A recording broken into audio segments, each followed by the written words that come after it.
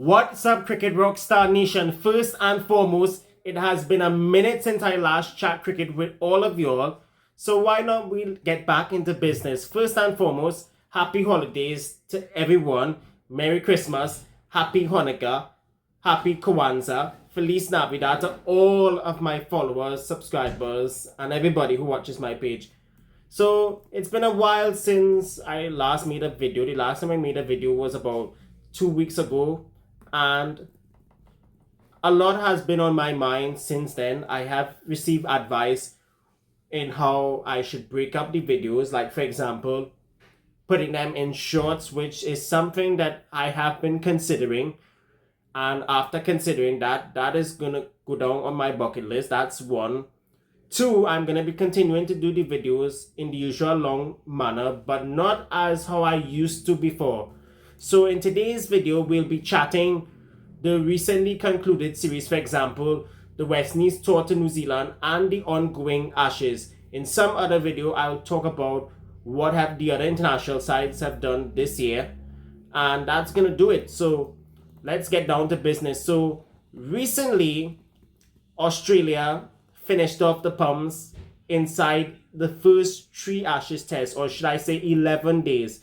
Now, originally, I wanted to talk about South Africa, India, but I decided let's just axe that and forget about it. So let's get back to the ongoing 2025-26 Ashes series has been one-sided all the way from the two-day thrashing at Perth Stadium to not lasting 4 days at the Gabba and not saving themselves at Adelaide Oval on the last day of the third test was the final nail in the coffin for the English in what has to be a mercurial tour which sadly turned into vacation full of chaos according to most of the reports that has been coming out of the Australian media.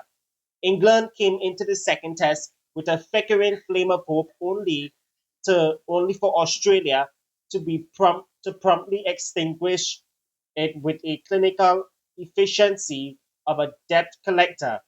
The delight for the Poms was seeing Joe Root finally scoring a century down under with a historic 138 in the first innings, which I must admit was lovely. And that was the first time Joe Root actually scored a century against Australia in Australia. He has scored centuries against the Aussies in England before, but this was the first time for him scoring one on Aussie soil.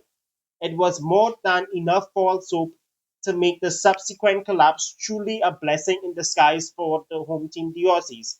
Australia, in their reply in the first innings, now England, correction, had made 338 in their first innings. Australia posted 511 in response in what was a brutal reminder that individual brilliance was no match for a functional team.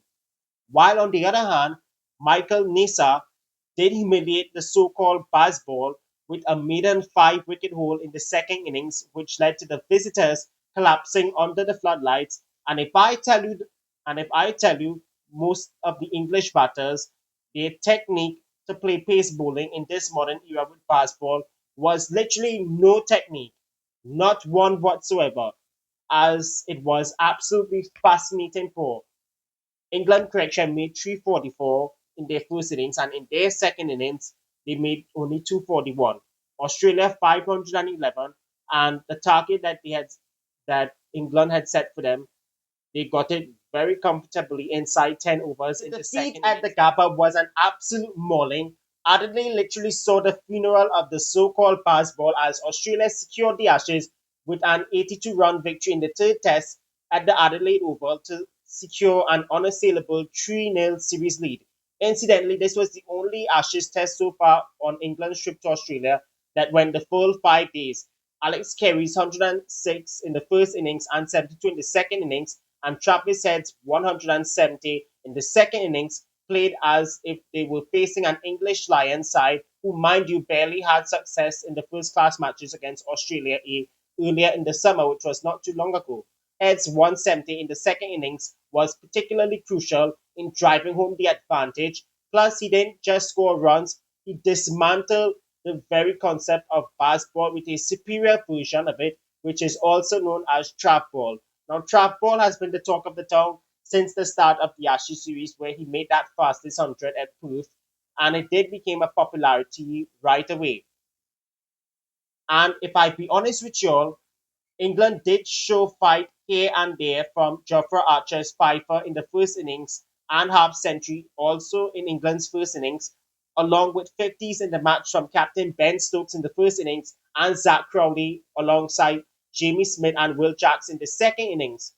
No one else mind no one else made significant scores as they capitulated twice, which led to them surrendering the Ashes once again. And did you know the last time England won an Ashes test in Australia was back in 2010-2011 under the captaincy of Andrew Strauss, which was 15 years ago, and not just 15 years ago, but 5,462 days to be precise, when they defeated Ricky Ponting's led Australia 3-1 in retaining the Ashes, and it did indeed end Ricky Ponting's reign of terror as Australia's captain.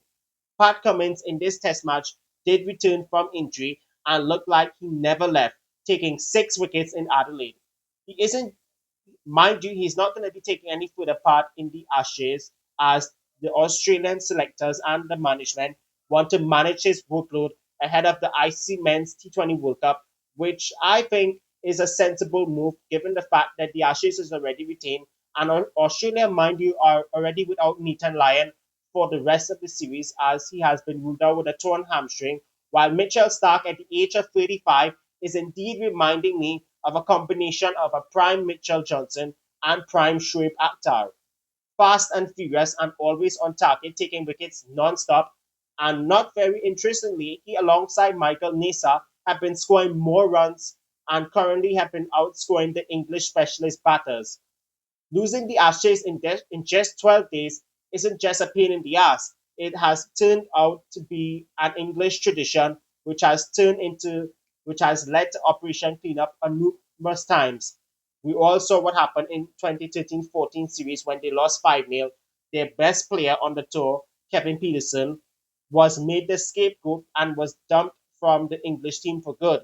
2021-22 was a similar thing as they did make a blunder by sacking Graham Thorpe, which actually led to him taking his own life a year ago. And not just sacking Thorpe as assistant coach, they even dumped Jimmy Anderson and Stuart Broad post Ashes, only for these two to be recalled 5 months later. What is going to happen post the Ashes series? Will head coach Brendan McCullum be sacked alongside captain Ben Stokes and managing director Rob Key? Only time will tell. I want to stay down under and touch on the West Indies tour to New Zealand, in which the visitors only won just one game, which was in the tour opener in the T20s. And after that, it's been pure old foolishness. Overall, if I have to be honest with you, this was yet another typical disastrous tour. And even though there were flashes of brilliances, it has mostly been sorrow if you're a West Indian fan, whether it's here in the Caribbean or anywhere in the globe.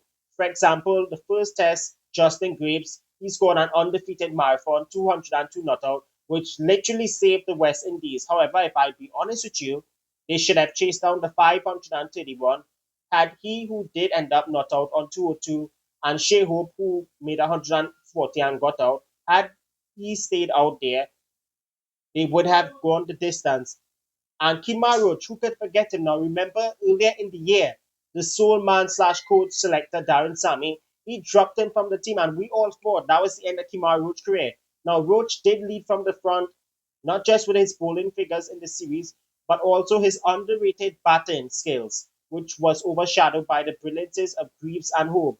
He made a gritty 58 not out batting at number 8 to go along with his fifer earlier in the first test match, which turned out to be the biggest positive side that came out for the visitors, as West Indies finished on 457 for the loss of 6, which turned out to be the highest ever 4 innings total in over the 80 years of Test cricket history.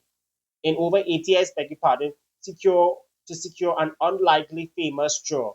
And let me tell you all something else. It was indeed a masterclass of defiance because get this, guys. West Indies had to bat over 2 days in the first test at Christchurch to save the game because New Zealand they piled on all of the runs. And mind you, the Kiwis, they were struggling with a lot of their they were struggling to find wicket takers because most of their bowlers, if to be honest with you, had broken down injured before and during the midst of the series.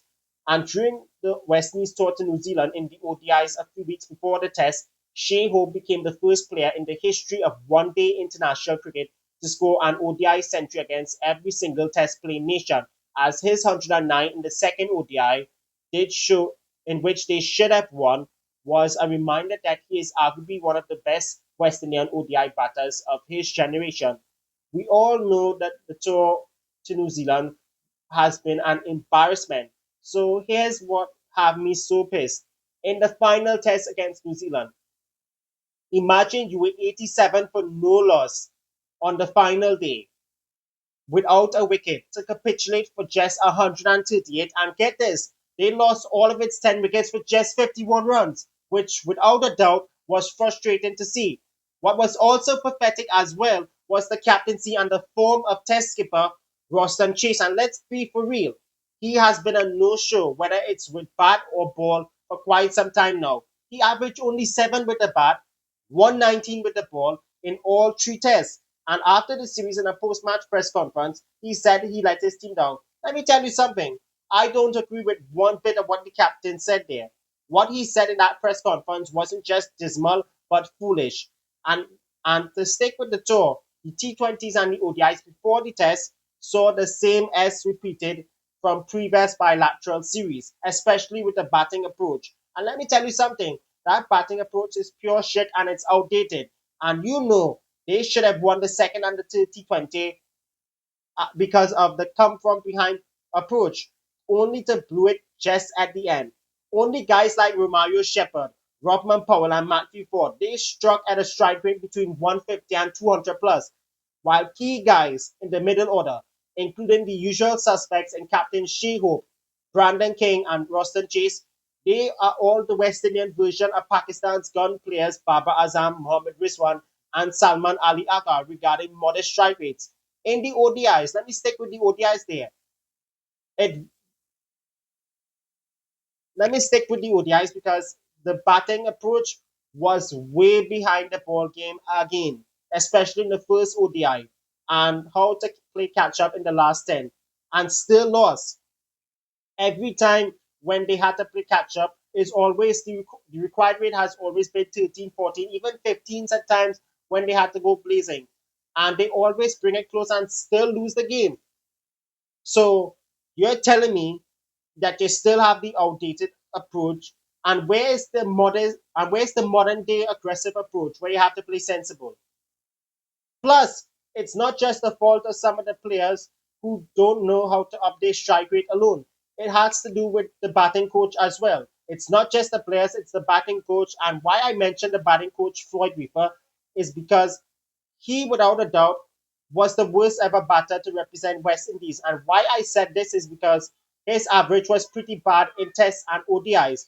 In tests, it was only 7, and in ODIs, 14.62. And his first class and list day average was modest. It was less than 31.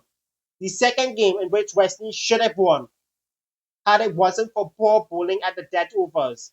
And then, too, the come from behind batting approach, which I must say let them down once again because at one stage they were dead and buried. And had it wasn't for Shea Hope's 109 of 60 something deliveries, they wouldn't have gotten near 250.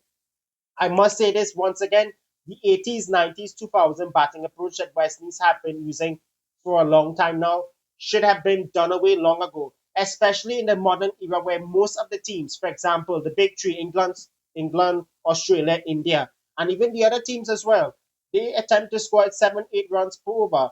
And for teams like West Indies, Pakistan, Sri Lanka, and Bangladesh, they're still scoring at way less than that. And this has to reach a point where West Indies, along with the other teams, they're gonna have to tell their main players to up their strike rate, especially the batters. You telling me all the big teams are scoring at 7, 8 runs per over in these modern times, and the weaker teams are still going at way less than that? Forget about South Africa and New Zealand. They have upped their game by a big way. Some of you all may not have noticed this, why I have been outspoken with regards to the ongoing chaos inside of West Indies cricket.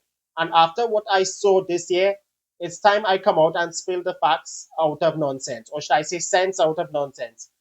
If you look at 2025, it has been another disastrous year for West Indies cricket, unlike last year in 2024, which was okay, and the year before in 2023 was disastrous, etc. It has been disappointment after disappointment. They started off the year dismally by losing the first test against Pakistan on what was a slow turning pitch in Multan. Then they bounced back to draw level this series in spectacular fashion. Then a few months later, all hell broke freaking loose as chaos began to ensue behind the scenes as Darren Sammy was made head coach slash selector of the men's team full time. And you know who was responsible for making Sammy coach and selector? The president Kishore Shalom and the board of directors. Those are the two that you have to hold accountable. Then too, since Sammy took over as full time coach in April, he started damage control by removing Robman Powell as T20 skipper and replaced him with Shea Hope. Then 2 months later, Nicholas Puran walked away from internationals, not just because of the big money and the offers he has been receiving from franchises, not just in the IPL, etc., but in all other franchise leagues as well. Plus, Sami himself, he didn't want Nicholas Puran in future plans. Then Rostam Chase, who barely played tests for the last couple of years, was made captain out of no damn way, ahead of guys such as Bertrand Kimaruch. And then too, they even asked Joshua De Silva and other guys if they wanted the captaincy. De Silva was blank. Hope wanted to focus on his batting. That's why he turned down the captaincy. Then he lost his guys like Joshua De Silva, Kaveem Hodge, and those others who were a part of the teams that upset Australia and Pakistan overseas under the head coach of Andre Kohli. They were sacked, and then Sami started picking players who have not played red ball cricket for the last couple of seasons. Then we all know what went down against the Australians. The batting performances was absolutely atrocious, and who could forget the 27 all out at Sabina Park? And let's be honest, had it wasn't for the bowlers who have been doing all the hard work for the last couple of seasons for the West Indies, minus in the previous series against India, where they were hammered all around. Sami himself also mismanaged the two Josephs, Azari Joseph and Shamar Joseph. They should have played some games in the CPL, knowing that they had tours to India and New Zealand after the CPL. They played all the games and broke down injured. And that's how they were not in the teams for India and New Zealand. And had they were in the sides, they would have done a bit better. Then too, other players who were part of that CPL, especially younger players who made their debuts, they even broke down injured. Look, for example, Jedediah Blades and Ramon Simmons, who played 1 or 2 games, I think, in UAE against Nepal and against Bangladesh. They broke down injured early on in the series and were sent packing. Then they went to New Zealand.